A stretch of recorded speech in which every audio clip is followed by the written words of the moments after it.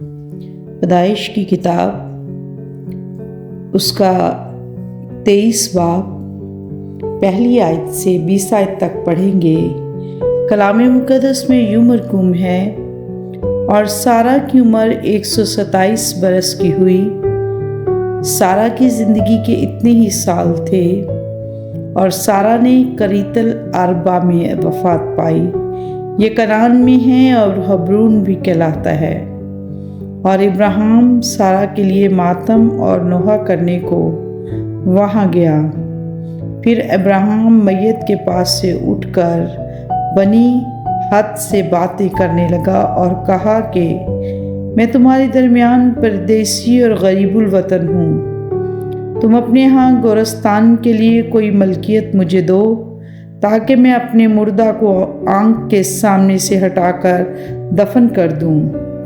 تب بنی حت نے ابراہیم کو جواب دیا کہ اے خداوند ہماری سن، تو ہمارے درمیان زبردست سردار ہے۔ ہماری قبروں میں جو سب سے اچھی ہو اس میں تو اپنے مردہ کو دفن کر۔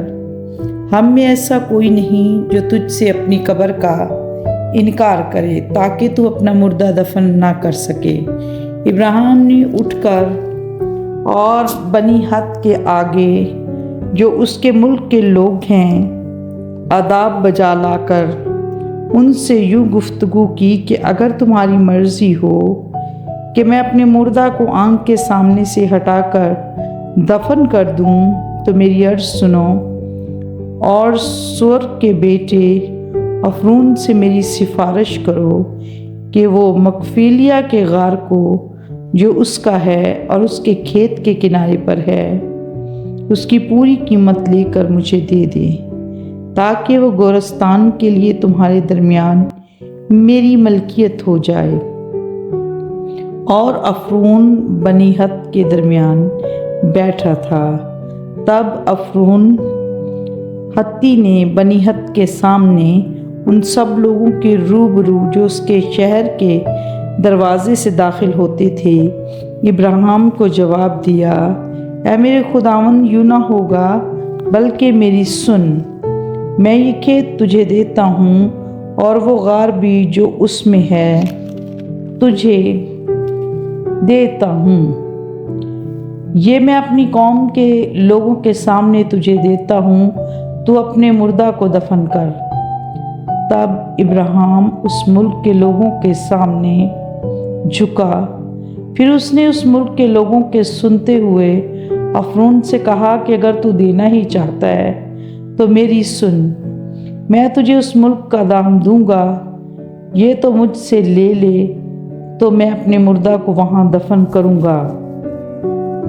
افرون نے ابراہیم کو جواب دیا، اے میرے خداوند، میری بات سن، یہ زمین چاندی کی 400 مسکال کی ہے، سو میرے اور تیرے درمیان یہ ہے کیا؟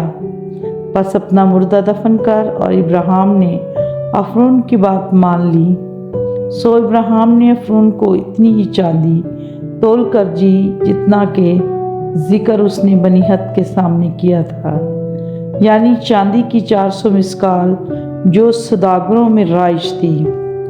سو افرون کا وہ کھیت جو مغفولیہ میں ممرے کے سامنے تھا، اور وہ غار جو اس میں تھا، وہ سب درخت جو اس کھیت میں اور اس کے چاروں طرف کی حدود میں تھے، یہ سب بنی حت کے اور ان سب کے روبرو جو اس کے شہر کے روبرو سے داخل ہوتے تھے ابراہیم کی خاص ملکیت قرار دیے گئے۔ اس کے بعد ابراہیم نے اپنی بیوی سارہ کو مغفیلیہ کے کھیت کے غار میں جو ملک کنعان میں ممرے یعنی حبرون کے سامنے ہے دفن کیا۔